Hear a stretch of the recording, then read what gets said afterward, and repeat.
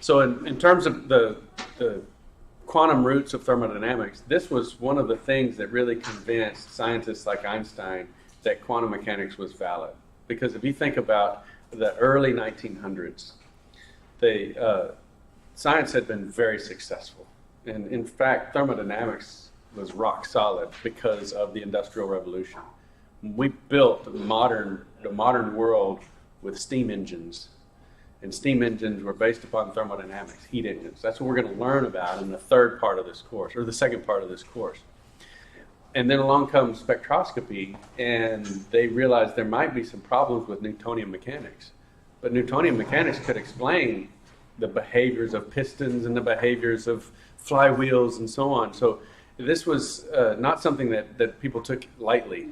And so these strange quantum effects that were used to explain a few weird phenomena in spectroscopy, like the emission of a hydrogen atom or the diffraction pattern of light going through a slit, those seem like esoteric things, right? And you're not going to tell me that nature itself is quantized. You might have a few explanations that are odd or bizarre, maybe a new area of mathematics that can explain things with light.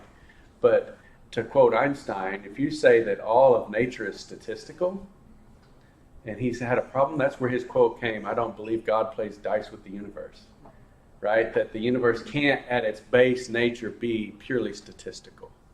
And Boltzmann's the person that really showed that. He started with the statistical treatment of the velocities of gases and got entropy. Well, entropy is an integral part of expanding gases, which drives the Industrial Revolution. So this was a huge thing which really convinced scientists that quantum mechanics could fit into what they already knew about nature. So this is the statistical mechanics, the quantum roots of thermodynamics. This first section of the course, again, is a really small window into that. There's a whole course taught in many schools on just statistical mechanics.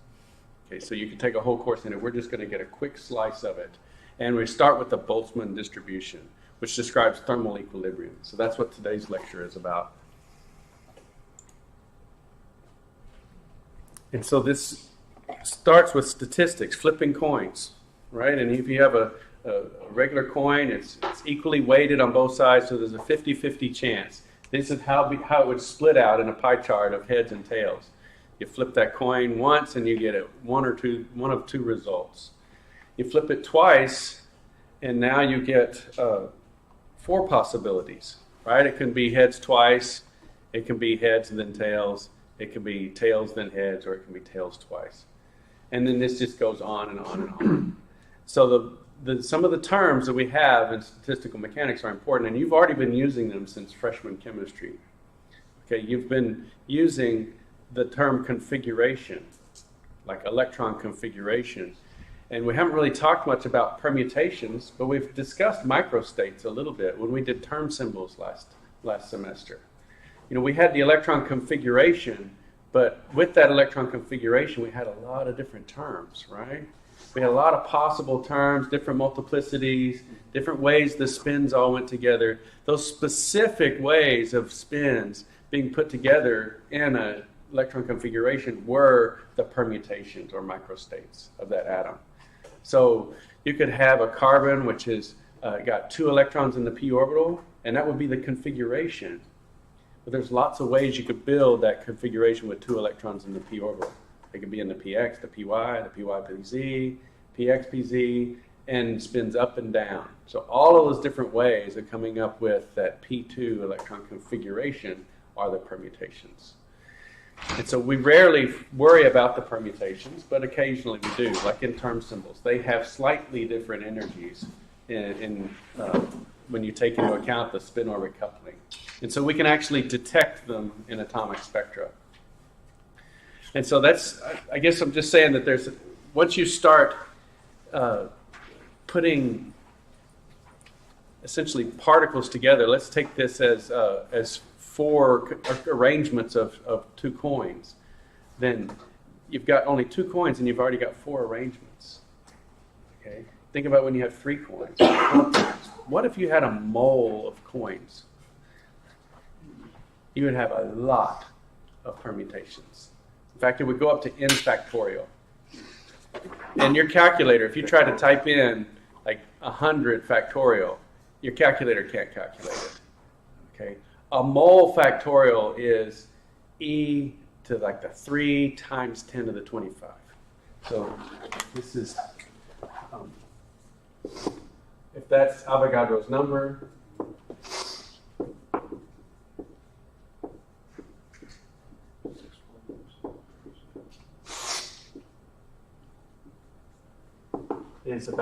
it's like 3.25 times 10, no, e to that,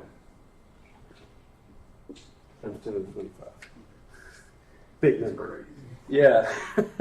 And that would be a good estimate of how many ways you could put those atoms together in different energy levels. And that would be if the energy levels were all the same. You know, they're the same energy, but you still have them labeled. It's like energy level 1 and energy level 2. You could swap the first two atoms. This would be the number of or the number of permutations you have of putting that system together. And so the numbers explode quite fast. And so what we have for these configurations is we won't really work with the permutations, but we will work with the configurations. Okay? And so let's talk about the Boltzmann distribution function. It's really working with the configurations, not the permutations. Okay? And so it's a statistical arrangement that has become the definition of thermal equilibrium. Remember last semester, at close to the end, we were talking about lasers, and we had to have a population inversion. Okay? You'll never get a population inversion from a thermal population, a thermal equilibrium, because the lower energy levels, it's almost like there's an inability for a system to stay excited. I mean, it's going to eventually drop down if there's room. Okay? And so today we're going to calculate these different probabilities of a particle being in a given energy level. And so that's what this Boltzmann distribution function is. It gives us the probabilities of being in state I. This uses Boltzmann's constant, K. You see that in a couple of places in this equation. And for today's systems, since we're dealing, a lot of times when we take measurements of these systems, we're using spectroscopy and it's in the infrared. We'll use wave numbers for the energy level spacings. And so if the energy levels are spaced in wave numbers, not joules, then we want to use Boltzmann factor in terms of wave numbers. And so this would be, like I said, no card bait here, is convert Boltzmann's constant into wave numbers. You just divide it by HC. So if you have anything in joules, you want to convert to wave numbers, just divide by HC, with C being in centimeters per second. And look at what a nice number we get. We get something that's 0.695, no, times 10 to the whatever. And so in our problems today, our energy levels are going to be in wave numbers. And so this will be a convenient version of Boltzmann's constant for you to use. Now I say no card bait, but you don't really have to think about putting that on the note card because it's also on my periodic table that I pass out with all the exams. If you've seen the periodic table that I supply at the top, there's all kinds of conversion factors. I don't know if you've ever used those, but they're there for your use.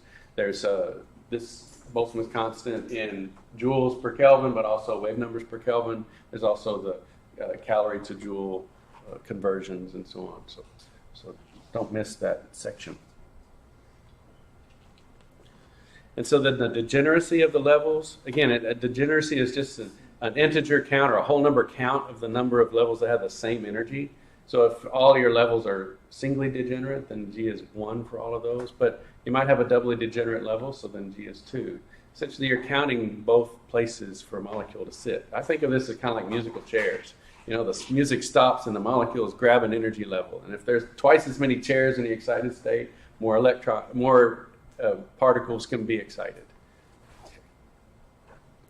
And then this little E or epsilon is the energy of each individual energy level. So let's do this by an example. I think today we're gonna learn by doing. Okay, and the temperature is temperature in Kelvin. So we want to use Kelvin for all of these thermodynamic computations.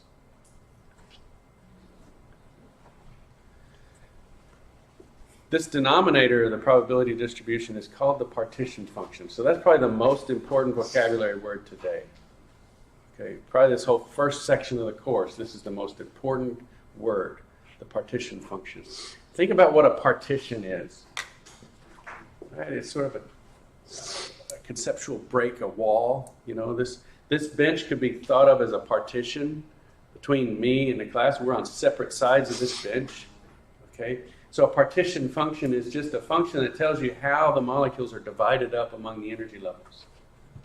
Okay, so you throw them at the system, and they choose their energy levels randomly, and then you're kind of looking at how many energy levels they've chosen. You're saying how many partitions are we in? How many energy levels can we populate at this given temperature? So that's really the measure, what the partition function measures. So you can write that down. The partition function measures how many energy levels are populated at a given temperature. It's not a one-to-one, it's not a count, but it's a measure. It's like the needle moves from low to high. And a higher partition function means there's more molecules that are excited.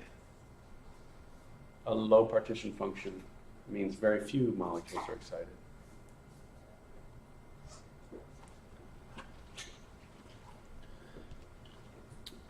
Sometimes you'll see in books beta used in this partition function, where beta is just 1 over kt. So here's the partition function. It's the sum of e to the minus beta epsilon, or epsilon over kt. It's exactly the same thing we saw here. So epsilon over kt, nothing's changed. This down here is the partition function.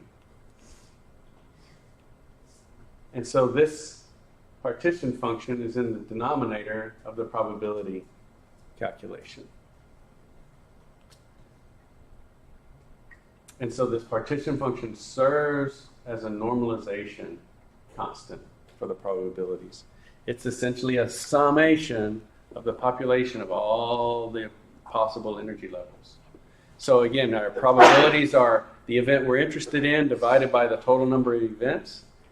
Or in this case, the probability is the population of a given level divided by the population of all the levels. What percentage of my molecules are in level 2? What percentage of my molecules are in level 3? Well, you got to have a number that tells you the population of everything, and that's the partition function. It's how many levels are populated.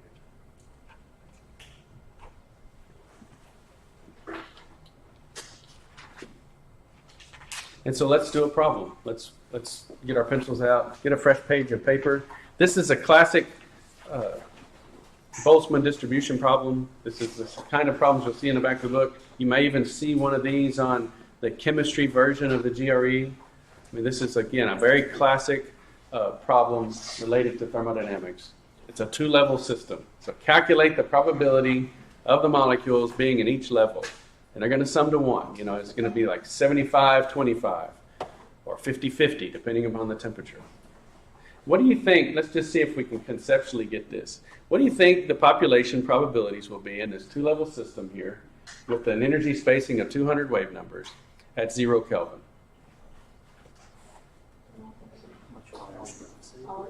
All in the ground state. That's easy, right? At 0 Kelvin, that's 100% in the ground state, 0% in the excited state. Okay.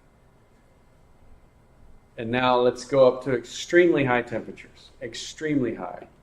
What do you think the population will be? And think about it before you blurt it out. There's a conceptual, just think carefully about it before you blurt it out. Extremely high temperatures, what would be the population?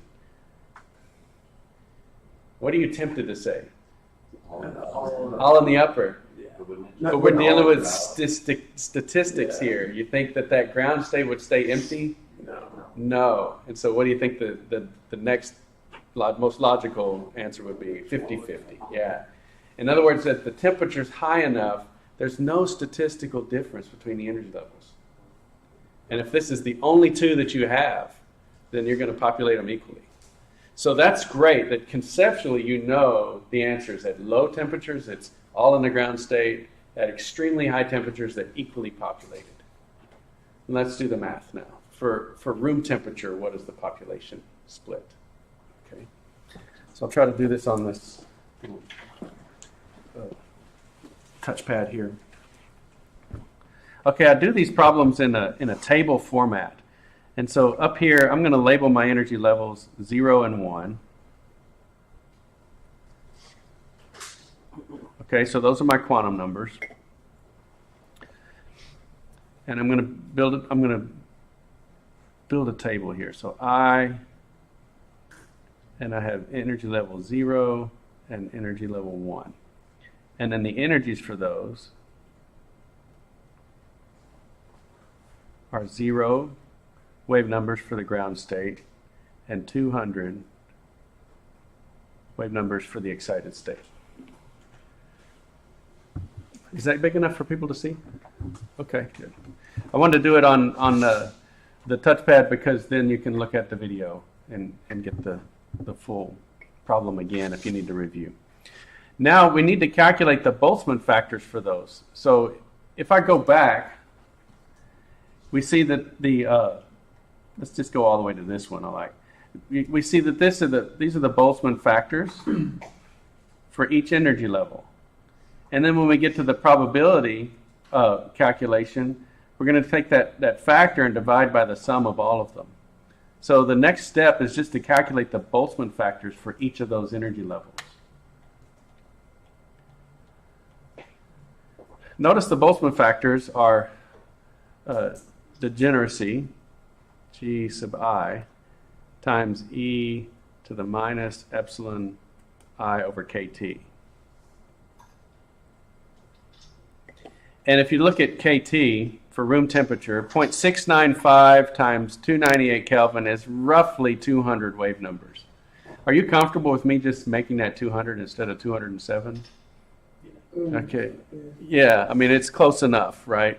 And so we're just going to make that 200 wave numbers. So then when I'm doing this calculation, I have 200 wave numbers divided by 200 wave numbers. That's going to be nice and convenient. Okay. So let me write out this Boltzmann factor piece. Well, let's put the degeneracies here and here, so just so we know.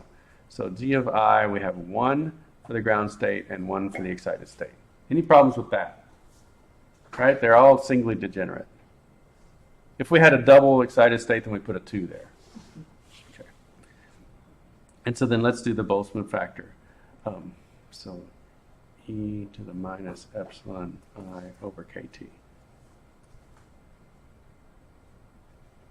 Here's where I'm going to need your help. Well, this first one's easy. My energy is 0. So I have e to the minus 0 over kT. But it's e to the 0. 1. Yeah, so anything to the 0th power is 1. Okay, so this one is 1. And then this one is e to the minus 200 divided by 200. Okay, so yeah, so that's e to the minus 1. Yeah. So if you do that,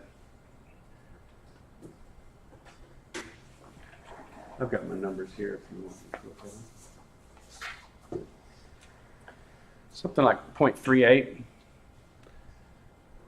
If you want to check my numbers, that's fine. Yeah, I got 0.37. Okay. Close enough. I'll stick with my numbers so that they match my little cheat sheet here. 0.38. So now we can calculate the partition function. So the partition function is simply the sum of these Boltzmann factors.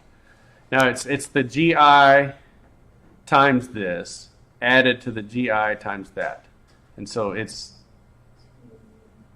1.38. So let's go ahead and write out Q equals 1.38. So that's the partition function for this system at this temperature. It's temperature dependent because the e to the epsilon over kT, that kT, that's the temperature dependence of the Boltzmann distribution. So if you change the temperature, then this factor will change right here. This was the one that's going to be susceptible to temperature. I mean, the other one, temperature is in this equation, but we have an energy of 0. And so it's changing the temperature is not going to change the energy of the ground state. But changing the temperature will change the population of the excited state, which is going to get molecules from the ground state. Okay, So it's a competition in a two-level system between only two levels. But anyway, the bottom line is this: you do it in this table format, and it's really convenient. You set up your columns, and then the partition function is just the sum of those Boltzmann factor columns. Okay. Now we can do the probability column.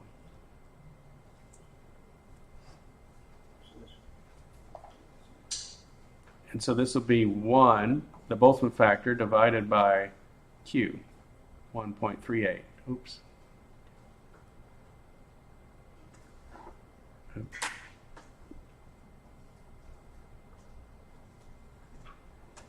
And this will be 0.38.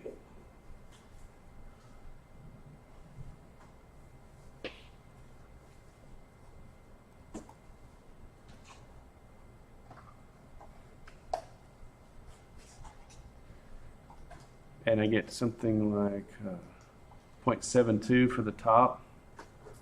Mm-hmm.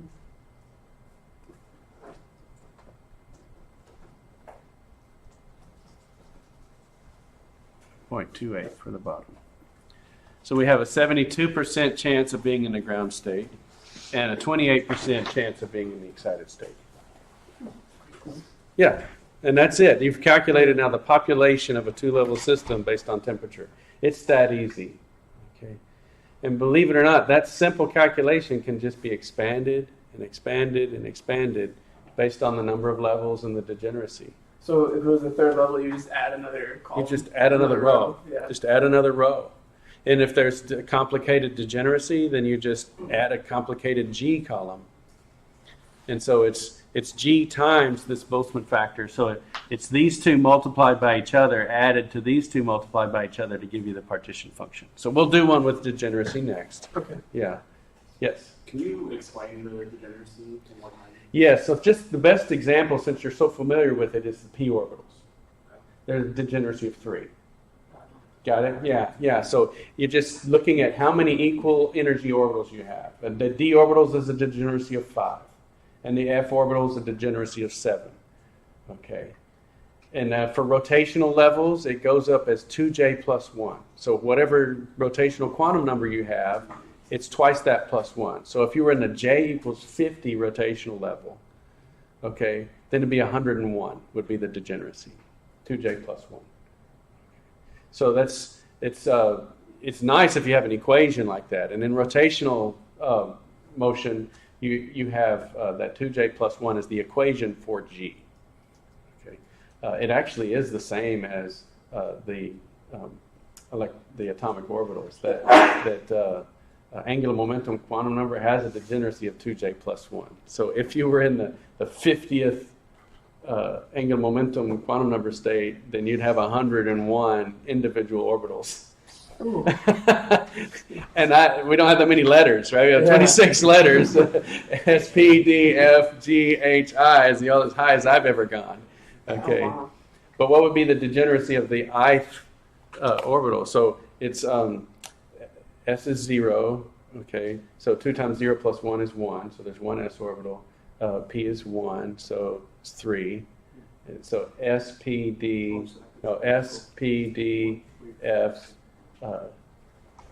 G, H, I, so that's 7, so it'd be 15 orbitals in the I subshell. Yeah, so you could put 30 electrons in the I subshell. So that'd be a crazy excited atom.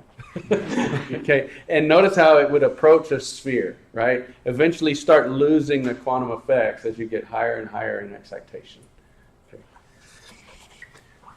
Let's now take those probabilities, and this one hasn't really been covered in the notes yet, but let's look at the expectation value of the energy. We had, it was covered in the notes. We had the expectation value was the sum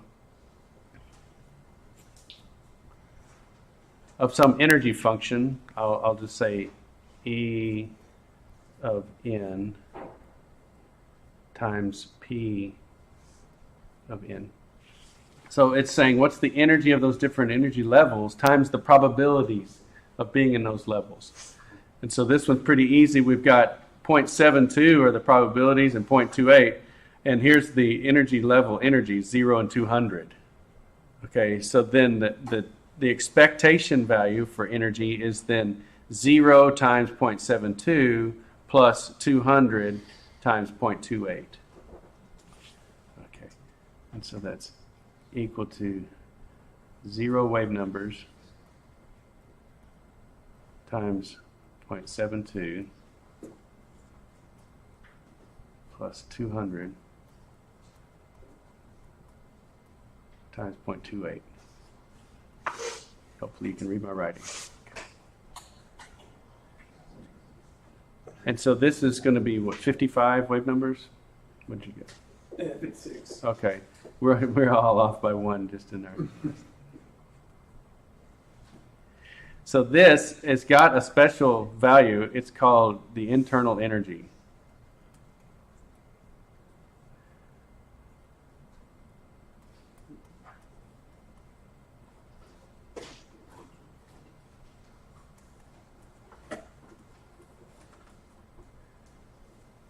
And we call it U. Okay, so this is what we're going to be calling U. So this is U. So this is the energy of the transition?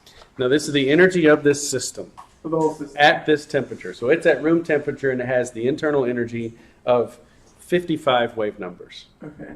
So would that be the same as its potential energy? No.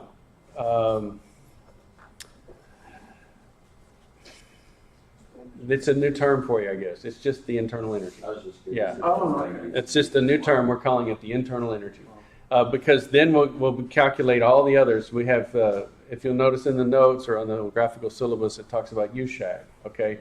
Those are the letters that we're going to calculate. U being the internal energy, S being entropy, and then you've heard of H, enthalpy, and then G, or A is Helmholtz energy and G is Gibbs free energy. So the Gibbs free energy per mole is what we call the chemical potential. So it's like you were kind of leaning towards what this is the potential of what it can do, right? It has 55 wave numbers of energy, but we take into account the entropy and enthalpy that it has.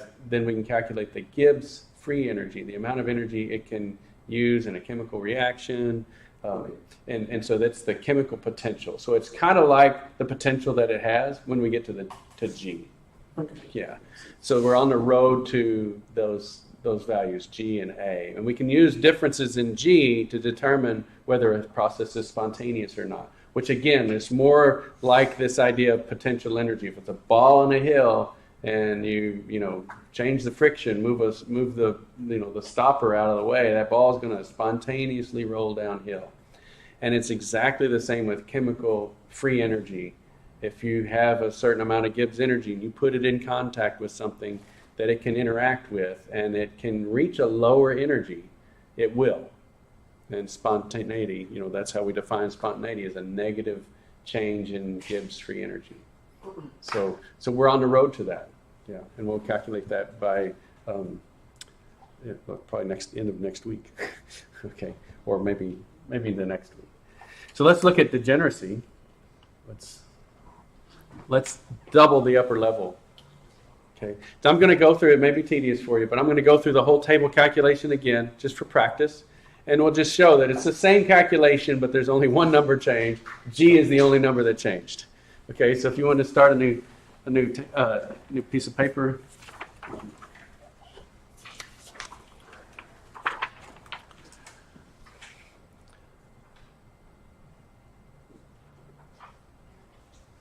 Zero and 1 for the quantum numbers, the energies are the same, 0 and 200.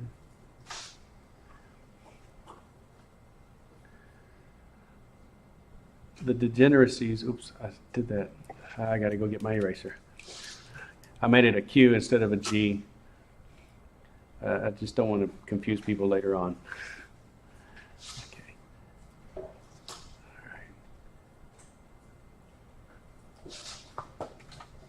Nope, that's the laser pointer. Okay, G. And here we have 1 for the ground state and 2 for the excited state.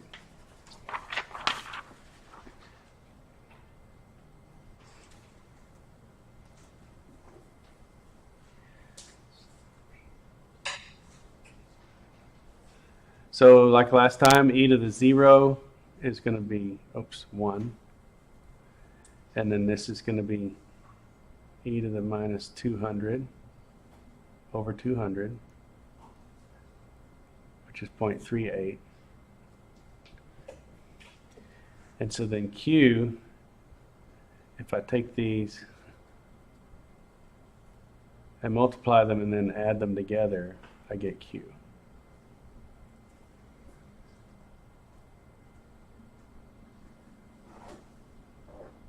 Is that 1.74, 73, 76? Yeah, 76.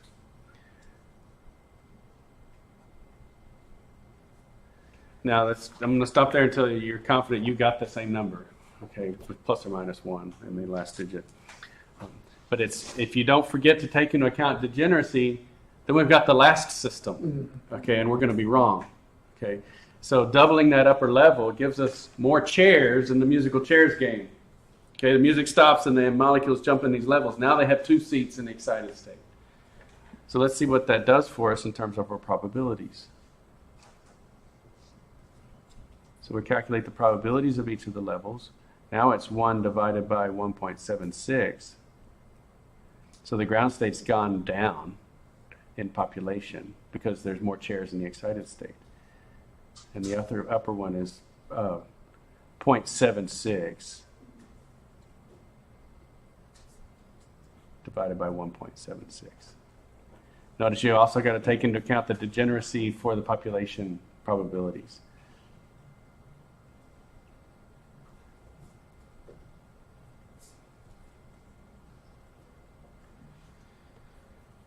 So here I have 57 and 43. Yeah.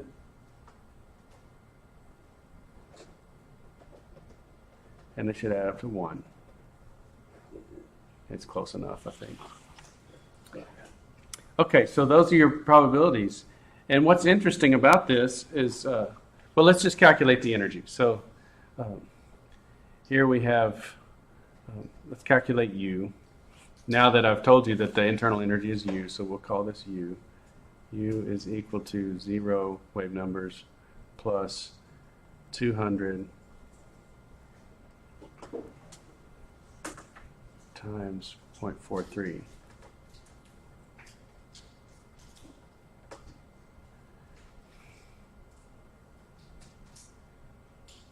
Did everybody follow that? The 0 was the first term. 0 energy times 0.57 is 0. The 200 times 0.43. The only way we get energy is really from the excited states, right? The ground state is 0. It contributes nothing to the total energy. What'd you get? 86. Yeah, 86. So 86 wave numbers.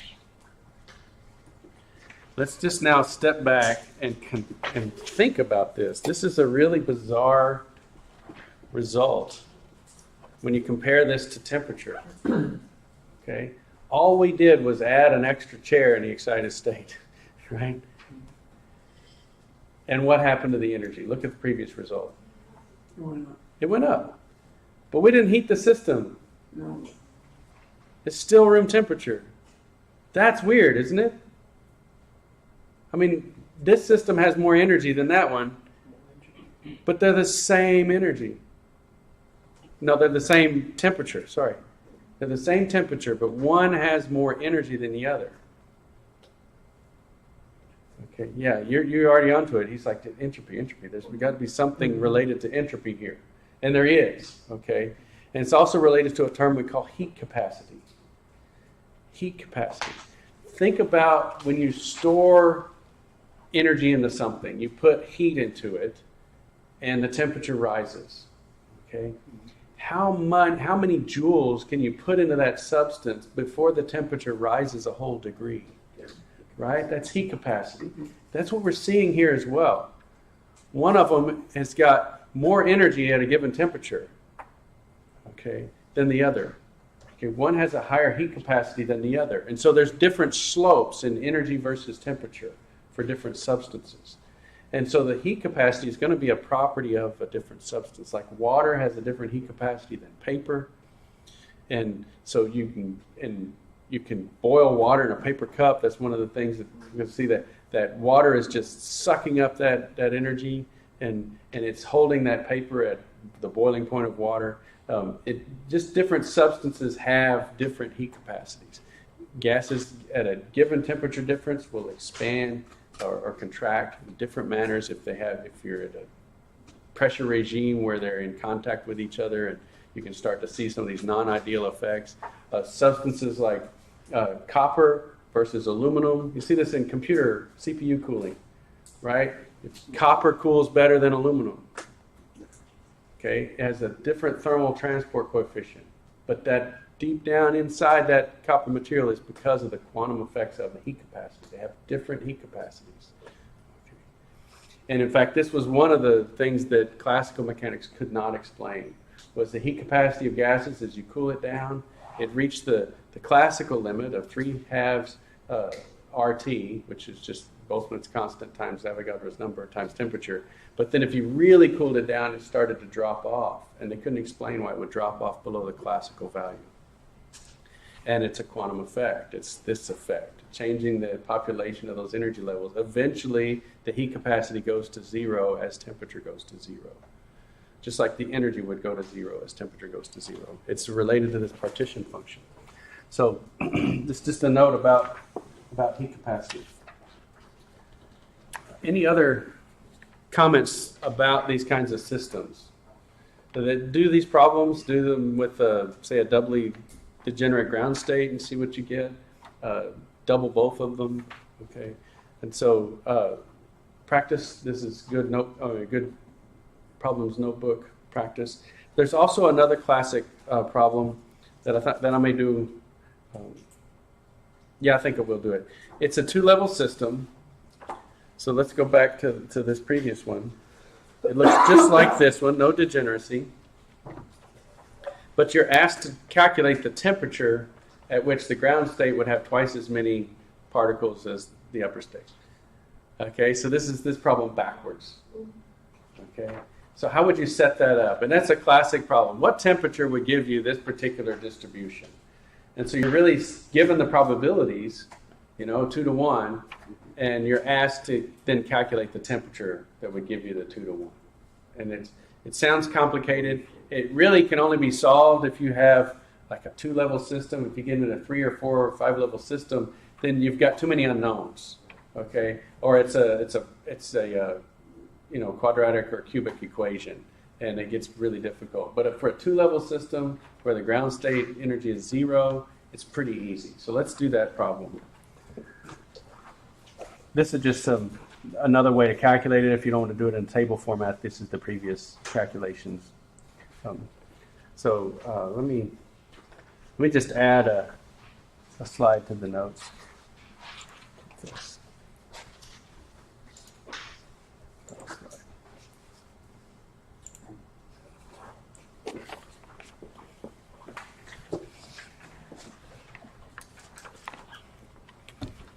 So we have the 2-level system.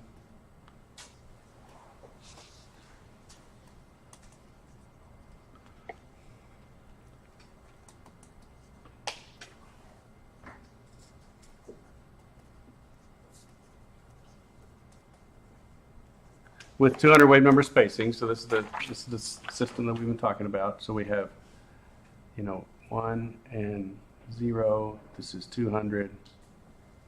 And this is 0 wave numbers. So there's your system, and we want to know what temperature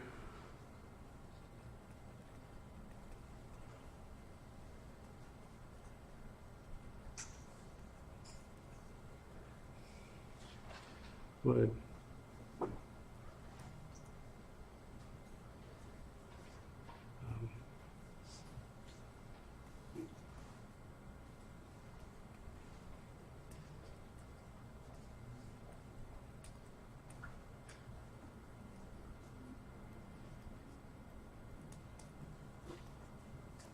I guess that's the most concise way I could present it.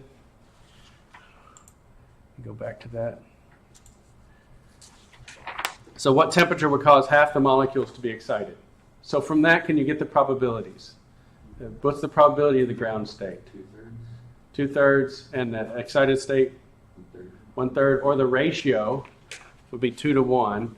So if we did a ratio here, we would say probability of state 1 over probability of state 0 would be 1 to 2. Is that cool? Okay. And so that's half the molecules are excited. And we know the equations for these probabilities. Okay. This is going to be G1 e to the minus epsilon 1 over KT divided by the partition function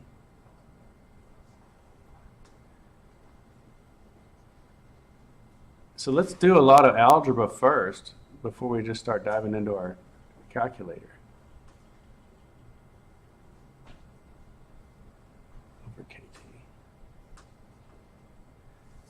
divided by the partition function. So this is kind of nice. You see, we don't really have to do the full table because the partition functions cancel. And we're just dealing with ratios of the Boltzmann factors.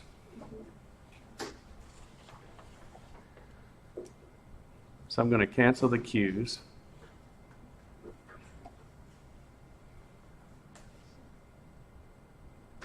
And this is epsilon 0. So this guy right here is 0 wave numbers. So this piece is going to be e to the 0 times 1.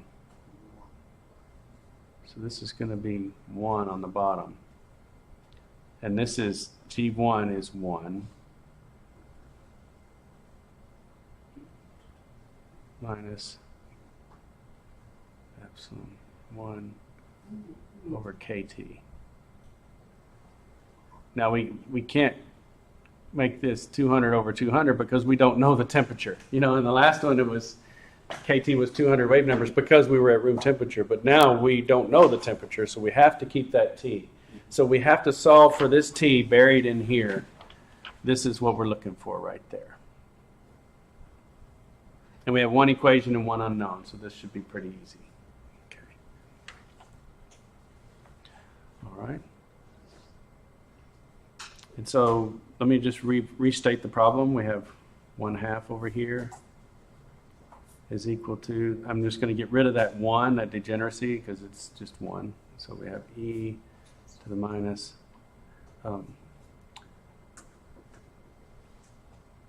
epsilon 1 over KT. So that's pretty easy. We take the natural log of both sides. Okay. So then we have the natural log of 1/2.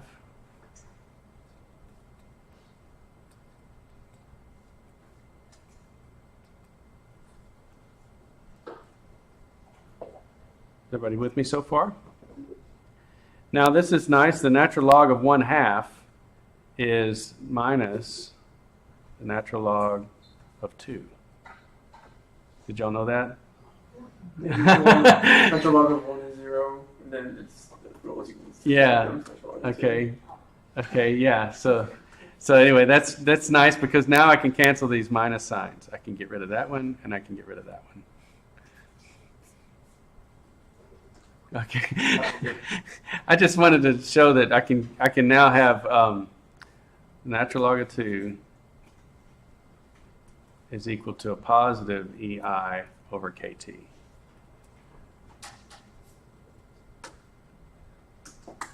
And so I'm just going to bring KT over to the left and bring natural log over to the right. So T is equal to epsilon 1 divided by K, then 2. So now we've done all the algebra, we solved for T, we can put in the numbers.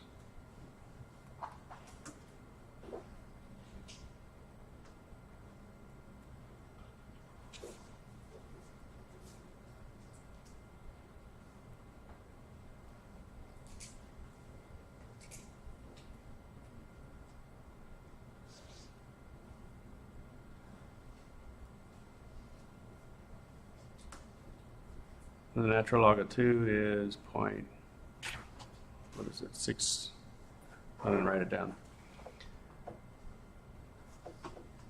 0.69. Okay. Notice I write my units out. Don't be lazy. I mean, I can tell from my units that I'm going to get the right answer. I'm going to get Kelvin. The wave numbers are going to cancel and Kelvin's going to come up to the top. The natural log is unitless. And so this gives me confidence that I'm doing the problem right. You learned from last semester that if you don't focus on the units, you're going to screw something up. Even more so in thermodynamics, because you've got so many different units of energy. There's joules, there's wave numbers, there's joules per mole, just to name a few. And pressure, PSI, atmospheres, bar, kilopascals, pascals. It's ridiculous. So you've got to use your units. You do not save that much time by just not writing the units, okay?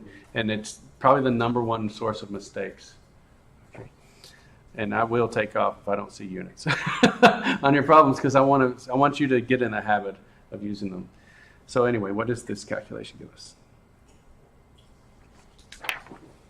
417 417, okay. Kelvin. Yeah, so does that make sense? We calculated it for room temperature. This is higher than room temperature. Let's go back and look to see what our populations were at room temperature. Okay, yeah, 7228. We only had 28% excitation at room temperature. And so it makes sense if we wanted 33% excitation that we had to raise the temperature.